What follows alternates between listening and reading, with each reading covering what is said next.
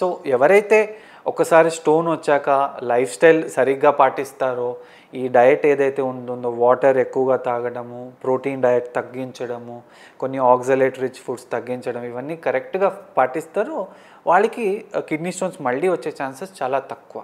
But ఎవరికైతే కొంచెం genetic predisposition ఉందో లేదా మెటబాలిక్ కాజెస్ ఉన్నాయో, అది ఫస్ట్ స్టోన్ వచ్చినప్పుడు డయాగ్నోస్ కాకుండా హైపర్ క్యాల్షియమియా లేదా హైపర్ పారాథైరాయిడిజం, మన నెక్లో ఒక పారాథైరాయిడ్ అనే చిన్న గ్లాండ్ ఉంటుంది, అది కాల్షియం రెగ్యులేషన్లో హెల్ప్ చేస్తుంది.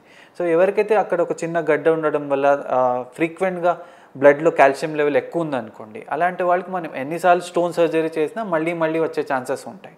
మళ్ళీ ఎవరైతే ఒబేసిటీ ఉంటుందో లేదా డయాబెటీస్ కంట్రోల్లో ఉండదో వాళ్ళకి మనం ఎన్నిసార్లు స్టోన్ సర్జరీ చేసినా మళ్ళీ అది ఏదైతే రూట్ కాజ్ ఉందో అది ట్రీట్ చేయకుండా జస్ట్ స్టోన్స్ ట్రీట్ చేస్తే అలాంటి వారికి స్టోన్స్ అనేది మళ్ళీ ఏర్పడే అవకాశాలు ఉంటాయి.